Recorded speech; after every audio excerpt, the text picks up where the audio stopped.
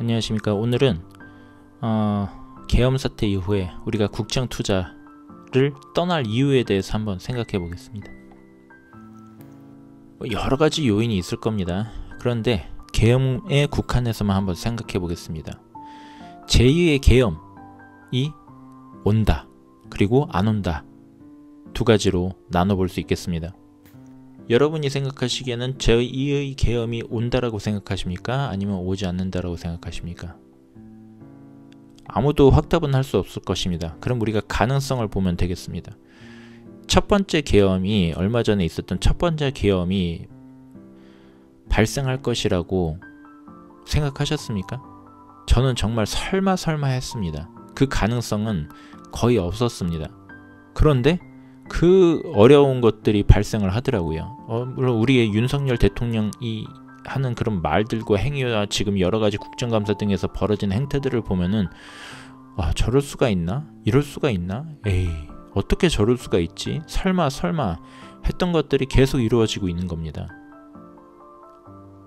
그래서 결국은 계엄이란 사태까지 맞아 헤었고, 그런 상황에서 봤을 때 제2의 계엄, 두 번째의 계엄이 온다라는 가능성은요, 저는 상당히 높게 봅니다. 첫 번째 계엄은 거의 가능성이 없다고 봤는데, 그걸 경험하고 나니 이 사람은 그냥 자기가 하고 싶은 대로 한다, 진짜 자신만의 세상이 있다. 또 그러면 이것 말고도 제가 더 구체적으로 좀 더 말씀을 드리면은, 지금 여당이 탄핵을 반대합니다.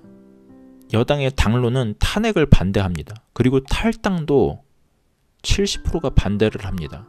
그리고 그러한 여당을 30%의 국민이 지지를 하고 있습니다. 이러한 메시지가 무엇일까요? 윤 대통령에게 주는 메시지는 괜찮네, 이래도 괜찮네, 저래도 괜찮네. 그럼 그러한 상태로 임기가 보장이 된다라면은 이미 다시 말씀드리면 윤석열 대통령에게 우리가 주고 있는 메시지는 괜찮다라는 것입니다. 저렇게까지 해도. 그러면 이제 그렇게 되었을 때 보면은 우리가 그 구체적인 사건들은 너무나 많아가지고 일일이 따지기가 어렵습니다. 그것을 포괄적으로 어떤 그 몇 가지 카테고리로 넣어 보겠습니다.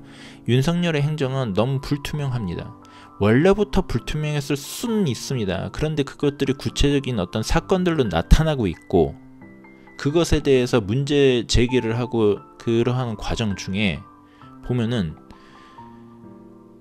검찰 특활비라든가 여러가지 행정 관련된 것들이 있지 않습니까? 행정의 일련 과정들은 투명해야 합니다. 투명하여야지 거기에서 비리와 불공정이 발생이 되면은 우리가 알 수가 있습니다. 근데 지금 윤석열 그 행정부가 하는 것은 가능한 불투명하게 만드는 것입니다. 가능한 불투명하게 만들어서 문제와 비리의 발견을 어렵게 만들고 있습니다. 그리고서 하는 얘기는 증거 있냐라는 것입니다. 증거 발견과 비리 발견을 어렵게 환경을 조성해 놓고 이렇게 하는 것입니다. 그러니까는 어떤 비리와 어떤 결과물의 발견뿐만이 아니라 행정 과정을 불투명하게 하는 것 자체를, 이것을 법적으로 크게 그 중범죄로 처벌을 할 수 있는 조항을 마련해야 할 것입니다. 이러한 것들이 되지 않다 보니까 위법과 편법이 난무하고, 그러면 결국은 무엇입니까? 강력한 국가 권력, 국가 기관에 적용되는 법, 말 그대로 어떤 강자에게 적용되는 법과 약자에게 적용되는 법이 법 앞에 평등히 이루어지지 않습니다. 그래서 그 불공정이 이루어지는 것이고요. 이것이 사회에 만연하게 됩니다. 이거는 정치에 국한된 것이 아닙니다. 정치와 경제와 문화가 따로 갈 수가 있겠습니까? 정치가 이렇다라는 얘기는 경제 영역에도 동일한 영향을 미친다라는 것입니다. 경제도 마찬가지로 불투명하게 위법과 편법과 불공정이 난무하게 되고 그런다라는 것이지요. 두 번째의 계엄이 오지 않는다라는 것은 다음 기회에 한번 살펴보겠습니다.